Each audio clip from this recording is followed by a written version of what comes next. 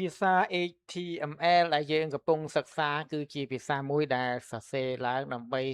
សម្រាប់បង្កើតជា website ហើយមុននឹងយើងឈានចូលទៅដល់ការអាចបង្កើតជា website បានយើងត្រូវស្គាល់ចំណុចសំខាន់ៗជាច្រើននៅក្នុងមេរៀននេះគឺយើងនឹងស្គាល់ពីការប្រើប្រាស់ attribute ហើយអ្វីទៅជា attribute នៅក្នុងការសរសេរកូដលើក្នុងគេហទំព័រ HTML attribute គឺជាព័ត៌មានបន្ថែមដែលយើងដាក់នៅក្នុង HTML text ដើម្បីកំណត់លក្ខខណ្ឌបន្ថែមមុខងារឬគ្រប់គ្រងឥរិយាបថរបស់ element នោះបាទដូច្នេះattribute ហ្នឹងគឺជាការកំណត់សម្គាល់បន្ថែមមួយទៅលើ HTML text របស់យើងឧទាហរណ៍បងប្អូនមកមើលពីចំណុចនេះតើ attribute ហ្នឹងវាស្ថិតនៅចំណុចណានៃ text សំខាន់ដំបូងឡើយគឺយើងមាន text មួយបាទដូចជា text A នេះបាទហើយ attribute គឺវានៅចន្លោះនៅជាប់នឹង A ឈ្មោះ A ឈ្មោះ text A នឹងឯងដែលជា text name បន្ទាប់មកមាន attribute អាចជា attribute ច្រើនប្រភេទដែលក្នុង attribute មួយវាដំណើរការខុសៗគ្នាវាប្រៀបដូចជាបើយើងនិយាយពីមនុស្សរបស់យើងវិញមនុស្សយើងគឺជាគោលមួយដូច្នេះ attribute របស់មនុស្សគឺប្រៀបដូចទៅនឹងកម្ពស់កម្ពស់បាទហើយពណ៌សម្បុរមាឌបាទអត្តចរិតបាទភាពរីករាយភាពសោកសៅហ្នឹងគេហៅថា attribute ហើយបាទដូចគ្នាដែរនៅក្នុង text នេះគឺ text ហ្នឹងប្រៀបដូចជាគោលមួយអញ្ចឹងបន្ទាប់មក attribute គឺវាស្ថិតនៅក្នុង text នឹងឯងដែលជាលក្ខណៈបង្ហាញពីគោលរបស់ text នីមួយៗដើម្បីកំណត់បន្ថែមទៅលើព័ត៌មានរបស់ text ហ្នឹងហើយបន្ទាប់មកទៀតនេះគឺជា content ហើយនឹងបិទបើក text បើសិនបើបងប្អូនមិនទាន់ច្បាស់អំពី text ទេនៅក្នុងមេរៀននេះប្រហែលជាមិនសូវជាយល់ទេបាទរៀន attribute គឺអត់សូវយល់ទេសំខាន់បើសិនបើយើងអត់ទាន់ច្បាស់ពី text អញ្ចឹងបងប្អូនអាចទៅមើលវីដេអូមុនឲ្យលម្អិតពី text បន្ទាប់មកយើងឈានចូលដល់ចំណុច attribute ទើបយើងកាន់តែច្បាស់យើងក៏លេខមកមើលនេះបាទនេះគឺឧទាហរណ៍នេះគឺជា A text មួយហើយបន្ទាប់មក attribute របស់ A-Text គឺ href ហ្នឹងបាទ href ហ្នឹងគឺពាក្យពេញរបស់វាគឺ Hypertext Reference ហើយមុខងាររបស់វាគឺនៅជាប់ជាមួយនឹង A-Text តែម្ដងសម្រាប់តំណភ្ជាប់ជា link វាប្រើប្រាស់សម្រាប់ជា link ភ្ជាប់ទៅកាន់គេហទំព័រមួយផ្សេងទៀតហើយដែលមានក្នុង A-Text ហ្នឹងដែលមានតម្លៃបាទតម្លៃគឺជា URL ហ្នឹងឯង URL បានន័យថាជាតំណភ្ជាប់ link យើងអាចជាដាក់ជា Google ជា YouTube ជាអ្វីៗទៅបើសិនបើយើងចង់ធ្វើការតំណភ្ជាប់ទៅកាន់ចំណុចណាមួយគឺយើងយក address ហ្នឹងមកដាក់ក្នុងតម្លៃនៃ attribute ហ្នឹងទៅឥឡូវឧទាហរណ៍ជាក់ស្ដែងមួយយើងមាន A មួយមក A take នឹងមួយយើងវាយមកបាទបន្ទាប់មកយើងបើកបានលក្ខណៈបែបនេះហើយនៅក្នុងនេះឯងគឺជា attribute របស់យើងដែលយើងត្រូវដាក់បញ្ចូលគឺ href បាទសញ្ញាស្មើនៅក្នុងវងកញ្ចក់នេះគឺជាដាក់ចូលមក value របស់ href ហ្នឹងអាចជា Google នេះជាការតេស្តសាកល្បងខ្ញុំ copy អាហ្នឹងយកមកដាក់នៅក្នុង A-Text ហើយ attribute text មួយអាចផ្ទុក attribute បានច្រើនបាទវាមិនខុសពីខ្លួនប្រាណរបស់យើងមនុស្សយើងគឺមាន attribute ច្រើនបាទរួមច្រើនដូចជាកម្ពស់កម្ពស់មាឌសម្បុរពណ៌អត្តចរិតអីហ្នឹងតែជា attribute ដូចគ្នា a text ឬក៏ text មួយអាចផ្ទុកបាននៅ attribute ផ្សេងជាច្រើនផងដែរបន្ទាប់មកទៀតនេះគឺជា attribute មួយនៅក្នុង a text ហើយយើងបើកជាលក្ខណៈ content បាទ content មួយដែលអាចជាលក្ខណៈសម្គាល់ដើម្បីឲ្យគេដឹងថានេះជា link សម្រាប់ទៅកាន់កន្លែងណាអញ្ចឹងទៅយើងអាចសរសេរជា link to Google អូខេបាទ save មកប៉ុណ្នេះគឺយើងបានជាតំណភ្ជាប់ link មួយហើយ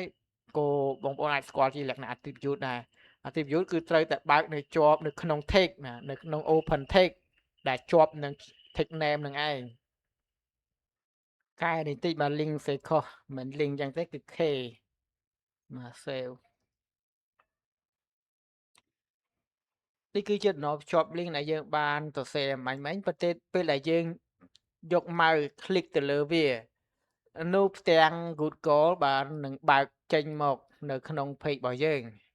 ជាទូទៅសម្រាប់ default របស់វាគឺវាបើកនៅលើផ្ទាំងតែមួយនៃ page របស់យើងទេបើសិនមកយើងចង់ឲ្យវាបើកទៅកាន់ tab ថ្មីដូចលក្ខណៈបែបនេះពេលដែលចេញទៅកាន់ tab ថ្មីនោះយើងនឹងត្រូវប្រើ attribute មួយទៀតដែលមានឈ្មោះថា target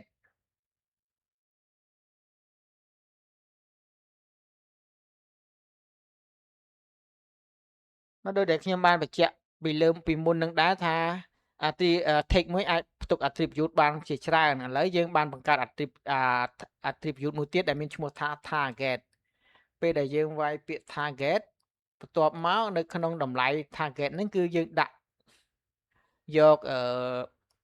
underscore blank មកនោះពេលដែលយើង click link ហ្នឹងទៅ link ហ្នឹងនឹងបង្កើតទៅកាន់tab ថ្មីមួយទៀតតើឥឡូវយើងចុច link ហ្នឹងមកបាទនោះវានឹងរត់មកកាន់វានឹងបើកជាផ្ទាំង text ថ្មីមួយបាទនេះគឺជា tab ចាស់របស់យើងអានេះគឺជា tab ថ្មីដែលយើង link មកមិញបាទគឺចុចមកគឺនឹងវានឹងបង្កើតជា tab ថ្មីរហូត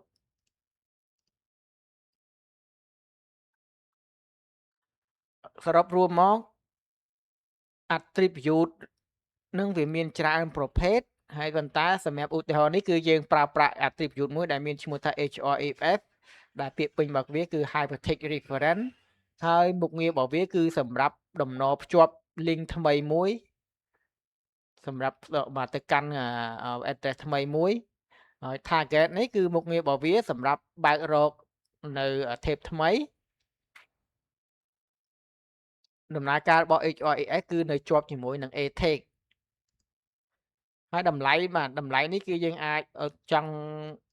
ទាញយកទៅចំណុចណាក៏បានដែរឲ្យតែយើងចង់បានទៅកាន់ website ឧទាហរណ៍យើងចង់បដូរវាទៅកាន់ YouTube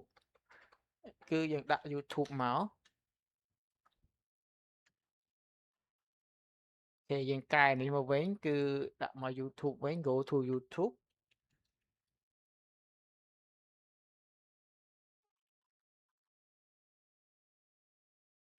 ពេលដែលយើងចុចនៅលើនេះនោះវានឹងរត់មកកាន់ទំព័រ YouTube បាទបើជាបន្ទាប់នេះខ្ញុំនឹងលើកយក attribute មួយឈ្មោះថា src បាទដែលជាពាក្យពេញមកវាគឺ soft src ហ្នឹងប្រើប្រាស់ជាប្រភពឬទីតាំងរូបភាពដែលត្រូវបង្ហាញបានន័យថា src ហ្នឹងជា attribute មួយដែលមានមុខងារទាញយករូបភាពមកបង្ហាញដោយវាភ្ជាប់ជាមួយនឹង image text ហើយយើងក៏លេខមើលមកនេះទីមួយយើងវាពី img មកនោះវានឹងបើក text មួយដែលមាន src ហ្នឹងនៅក្នុងការប្រើ VS Code នេះគឺវាងាយស្រួលអញ្ចឹងបាទដោយសារតែវាមានមុខងារអូតូសម្រាប់ឲ្យយើងចង់បើកលក្ខណៈជាទាញរូបភាពគឺវាមាន text img ហើយ source ក្នុង source នេះគឺយើងដាក់ link រូបភាពចូលមកដើម្បីឲ្យងាយស្រួលខ្ញុំធ្វើការវាយម្ដងមួយបាទគឺយើងអាចបើកអញ្ចេះបាទ less than img បាទ greater than តបមកយើងបាន img text មួយហើយយើងបង្កើតជាដាក់ attribute ចូលគឺ s or c សញ្ញាស្មើបាទនឹង double quote ហ្នឹងគឺជាវង្កញ្ចក់សំទោស double quote ហ្នឹងគឺជាដាក់តម្លៃឧទាហរណ៍ខ្ញុំមាន link address មួយនៅក្នុង website គឺយើង copy វាចូលមករៀងវែងបន្តិចបាទបងប្អូនដែល link ទៅក្នុង address website ហ្នឹងរៀងវែងបើសិនបើយើងប្រើលើកុំព្យូទ័រគឺយើងប្រើ dot slash វាងាយស្រួលទេបើសិនបើយើងមានរូបភាពទាញចេញពីកុំព្យូទ័រហើយយើងនឹងធ្វើការបង្ហាញនៅពេលក្រោយទៀតអានេះគឺទាញយក link រូបភាពនៅលើ website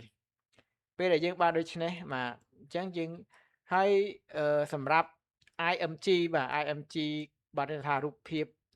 text img ហ្នឹងគឺមានតែបើកទេអត់មានបិទដូចពពួក a text ឬក៏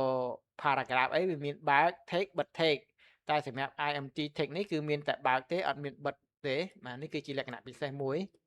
ហើយយើងប្រើ SRC ហ្នឹងបានជាមួយនឹង IMG ដើម្បីទាញយករូបភាពមកបង្ហាញអូខេយើងចុច Save មកបន្ទាប់ពីយើងទទួលបើសរសេរលក្ខណៈ image គឺយើងទទួលបានរូបភាពបែបនេះហើយរូបភាពនេះយើងអាចធ្វើការពង្រីកពង្រួមបានបន្តទៀតដែលយើងអាចប្រើជាមុខងារ attribute width y ដើម្បីធ្វើការពង្រីកពង្រួមទំហំបានហើយយើងនឹងសិក្សាលម្អិតបន្តទៀតនៅពេលក្រោយដូច្នេះសម្រាប់មេរៀនរបស់យើងនេះគឺវាចូលដល់10នាទីជាងហើយអញ្ចឹងខ្ញុំសូមធ្វើការបញ្ចប់ត្រឹមហ្នឹងសម្រាប់មេរៀន attribute បាទអរគុណច្រើនអញ្ចឹងយើងនឹងជួបគ្នានៅមេរៀនថ្មីបន្តទៀតនៅខាងក្រោយវីដេអូក្រោយបាទអរគុណជម្រាបលា